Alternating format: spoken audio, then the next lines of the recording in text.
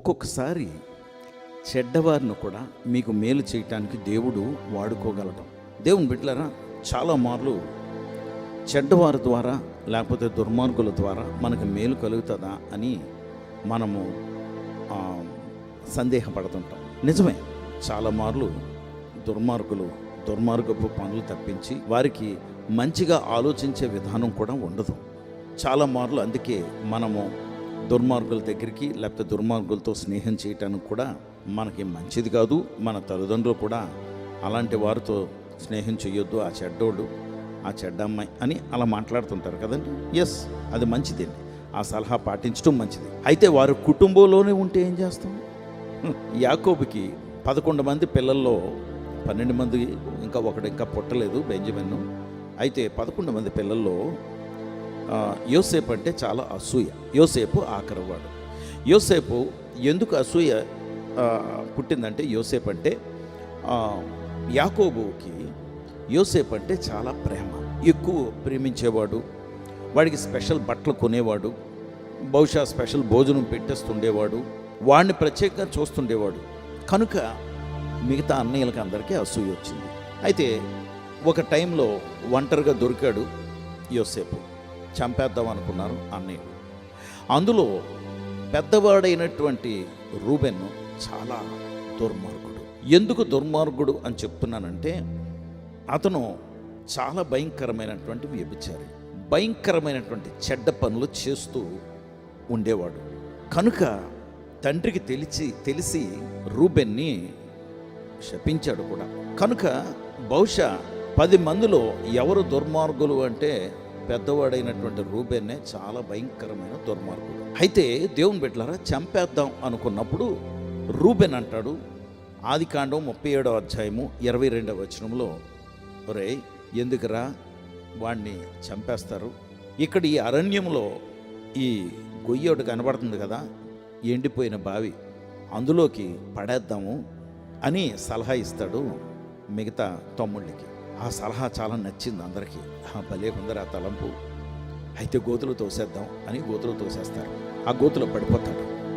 2 విషయాలు దేవుని బిడ్డలారా, వాక్యంలో అక్కడ ఉన్న మాట ఏంటంటే, రూబెన్ అలా చేయటానికి గల కారణం ఏంటంటే, తర్వాత అయినా సరే ఈ నా తమ్ముళ్ళందరూ కలిసి బయలుదేరిపోయినప్పుడు నాకు చిన్న పని ఉందని మళ్ళా గోతు దగ్గరికి వచ్చి యోసేపును అందులోంచి తీసి వాళ్ళ నాన్నగారికి తిరిగి యోసేపుని చేరదిద్దామని తలంపు వచ్చిందట.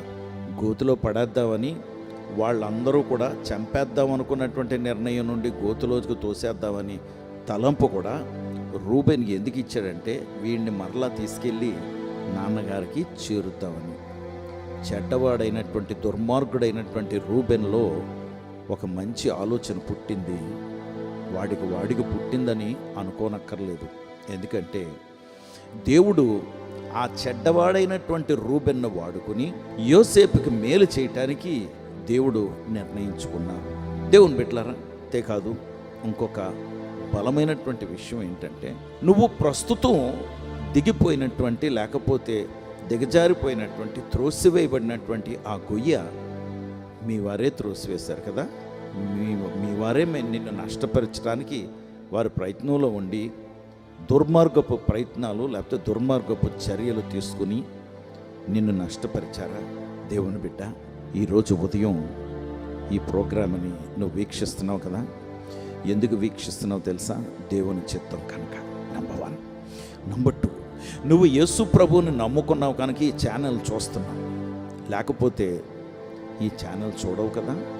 ఒకవేళ యాక్సిడెంటల్గా చూసినా, నువ్వు ప్రతిరోజు అలవాటు చెప్పులు చూస్తున్నా, దేవునికి మహిమ కలుగును గాక, దేవుడు నీ పట్ల ఉద్దేశం కలుగున్నాడు కనుక నీ చుట్టుప్రక్కల వారందరినీ, నీవు పనిచేస్తున్నటువంటి వ్యవస్థలోనో, నువ్వు పనిచేస్తున్నటువంటి ఆఫీస్లోనో, నువ్వు చేస్తున్నటువంటి వ్యాపారంలోనో నీకు వ్యతిరేకంగా ఉన్నవారు కూడా నీకు మేలు చేయటానికి దేవుడు వారిని వాడుకుంటారని ఈరోజు ఉదయం మీతో చెప్పమంటున్నారు దేవుడు. అందుకే దేవుని బిడ్డలారా, కృంగిపోకండి, కుమిలిపోకండి, విశాలమైన హృదయంతో ప్రార్థన చేయండి. ప్రభా, వారు దుర్మార్గతనం వారు ప్రయత్నిస్తున్నారు, నిజమే, అలాంటి వారే వారు, కానీ క్షమించండి అని వారి కొరకు ప్రార్థన చేయండి చాలు. దేవుడు ఎలా వాడుకుంటారో మీరే ఆశ్చర్యపోతారు.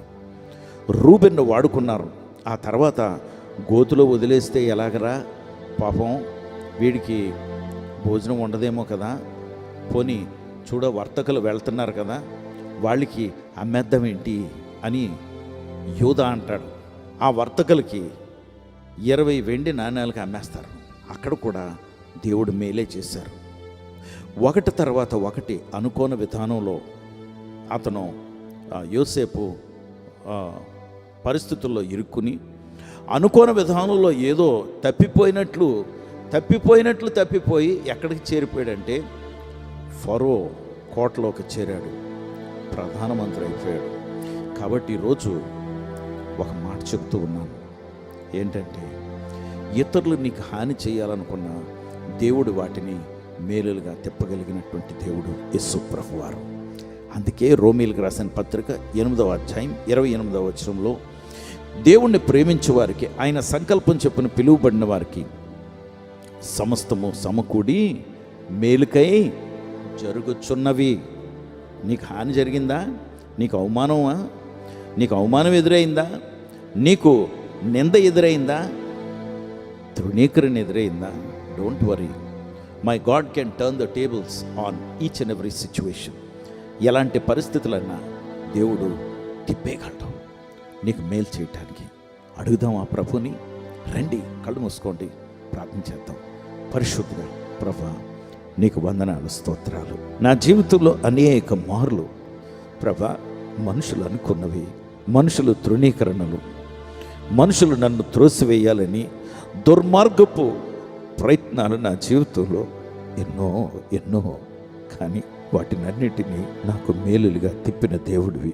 వారందరినీ క్షమించమని, అలాగే నీ బిడ్డలు వీక్షిస్తున్నటువంటి నీ బిడ్డలు ఈ ఉదయం చాలా బాధపడుతున్నారు, వారిని కూడా మీరు దర్శించి ధైర్యపరిచి, వారికి ఎవరు ఏ హాని చేసినా దానిని అంత మేలుగా తిప్పేయమని, నీ నామానికి మహిమ తెచ్చుకోమని మా ప్రభువు రక్షకుడు యేసుక్రీస్తు వారి నామములో ప్రార్థించి వేడుకొంచున్నాం తండ్రి.